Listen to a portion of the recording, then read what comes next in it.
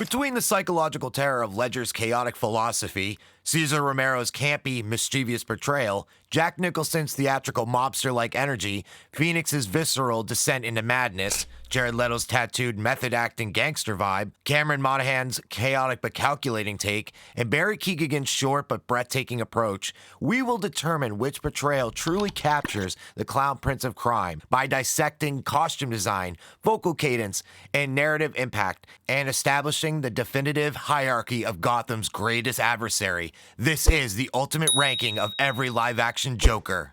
Number 7, Jared Leto. Now, before I start viciously ragging on this fucking weirdo, I will give Jared Leto some kudos and say there are a few movies that he's been in that I am a fan of. I mean, Requiem for a Dream is a film that changed my life forever in more ways than one. Other examples are Chapter 27, Lord of War, Dallas Buyers Club, Mr. Nobody, and American Psycho. Copies of the style section all over the place. You have a dog? A little chow or something? And I guess the song The Kill isn't that bad. But other than Morbius, this is just a big, wet fucking fart. I understand they were trying to do something different here, but I just found it obnoxious. And when he came back for Zack Snyder's Justice League, I was hopeful that Leto heard what the fans had said about his performance in Suicide Squad and that he could bring something different this time around. Instead, we got this. Who's gonna give you a reach around? Out of everyone on this list, Jared Leto's portrayal of the Joker I honestly cannot stand. But I will say this, maybe I would have a different opinion on his take if I actually got to see David Ayer's version, because from what I remember, there was a lot more Joker in this film that got cut. Again, it's a lot of what ifs and footage that I have not seen. But I have a feeling that from what I have seen from Jared Leto's Joker, I don't think it's going to change my mind. Throughout this video, I am going to be rating everyone's Joker's laugh from 1 to 10, so I would give Jared Leto's Joker laugh a 4 out of 10, and that's me being generous. Number 6, Cesar Romero. Now before everyone starts commenting, Cesar Romero at number 6? You're a piece of shit. Relax. Listen, I get it. Cesar Romero was the first to play the Joker in live action, but honestly, how many of you have actually watched the 1960s Batman series? It's 2026. Most of the people who have watched this as a kid are either dead or still clinging on their childhood while breathing through an oxygen tank. Now, I'm not saying what Romero did wasn't impactful, much like what I discussed in my recent video where I love that the Batman Brave and the Bold animated series brought it back to the campiness that was influenced by the 60s Batman series, and the Joker in that show was one of my favorites. Embracing the Silver Age Batman comics with going into the direction of the bizarre and funny, outlandish storylines. And I gotta give the guy credit. To have a guy like Romero who refused to shave his mustache because it was his look is pretty sick. Or you have actors nowadays shaving their head and eyebrows for a role. But what I love is that he brought that campy, mischievous energy, which I will say will always make him an icon. But the reason I have him so low is honestly because of the quality of the show, where the show visually looks like I'm watching a play, especially on how far we've come with the character of the Joker and also the visual look of TV and movies in recent years. I mean, we are spoiled now, and going back watching this show, I think some would agree that it's a little difficult watching a production that most YouTubers can outdo nowadays. I'm not trying to be disrespectful, I'm just being honest, and it's my opinion. But when it comes to Cesar Romero's performance, Romero stands out among the rest of the cast. Where I know his performance influenced Jack Nicholson, which influenced Heath Ledger, and so on and so forth. So without Cesar Romero, I believe we wouldn't have any of these Jokers on this list. And for his Joker laugh, I would give Cesar Romero an 8 out of 10. Number 5, Cameron Monaghan. I gotta say, for a TV iteration of the Joker, this portrayal for me personally was actually refreshing. The only problem I had was that I kept seeing him as like Ian Gallagher from Shameless, or even now I only see him as Cal Kestis or that guy who died in Tron Ares. I mean, ever since Heath Ledger's performance, you can see most actors who play the Joker go in the same direction as he did in The Dark Knight. But I will say from what I have seen, Cameron Monaghan made his version his own, and to give him credit where he added his own little tweaks and mannerisms, but the story of him being a twin named Jerome and Jeremiah Velasca, and that whole story itself, God, my head hurts. But hey, if you enjoyed that twist, good for you. But again, Cameron is an amazing actor. The show Gotham has some amazing moments, and I believe his performance elevated the show. And for his Joker laugh, I'd give Cameron Monaghan a 6 out of 10. Number 4, Joaquin Phoenix. I think most people will agree that the first Joker film is absolutely incredible. I mean, it won an Oscar, so that's saying something. I gotta say, the take on this character, I think fans, including myself, were not expecting. The idea of having this guy who's been abused, has mental health problems, while being engulfed in this 1980s Gotham City that is covered in filth, full of criminals and trash, was so amazing.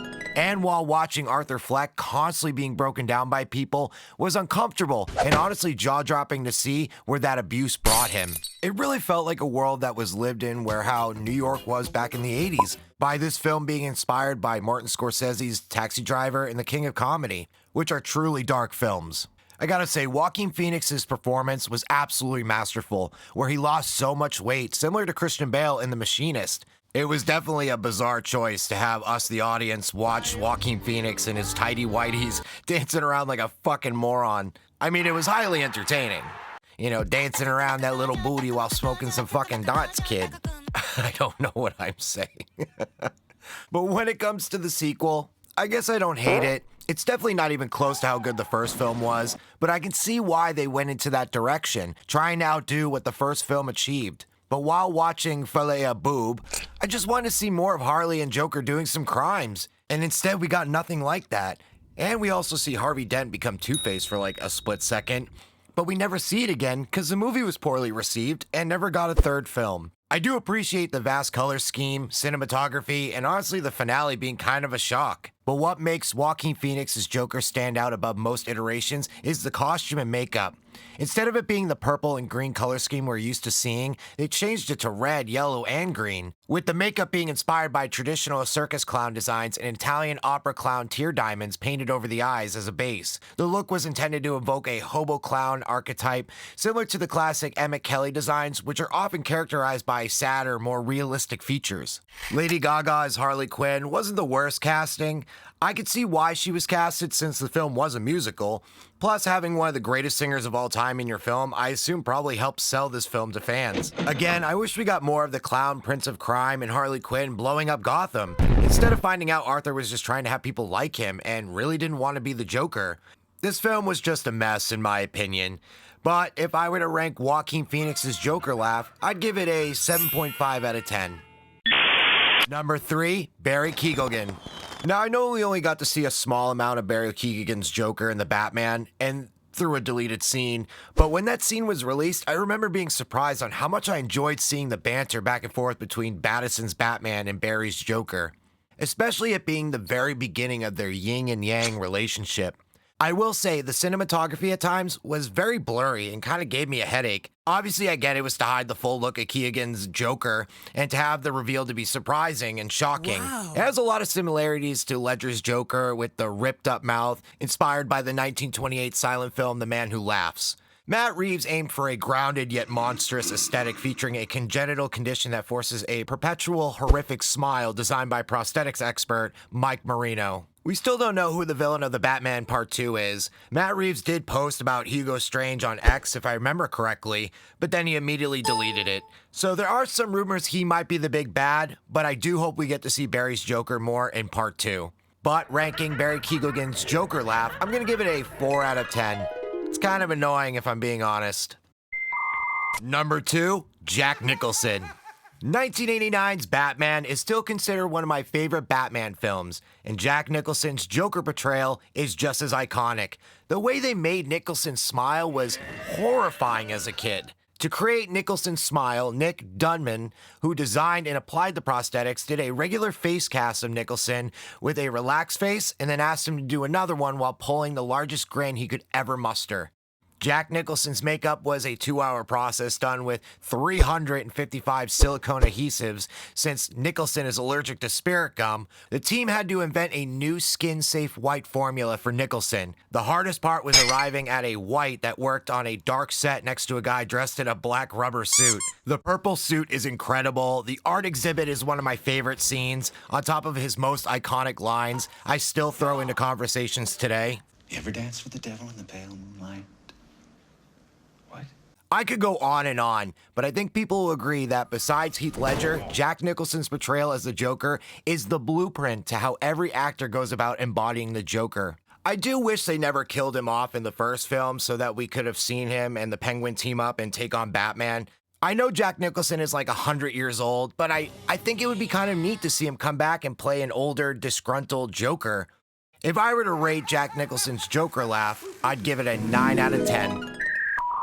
Here are some other actors who played the Joker, just so I don't have to hear about it in the comments. Here's 2 honorable mentions. Roger Stoneburn, who was in the Birds of Prey TV series in 2002, he provided the physical appearance with voiceover by Mark Hamill.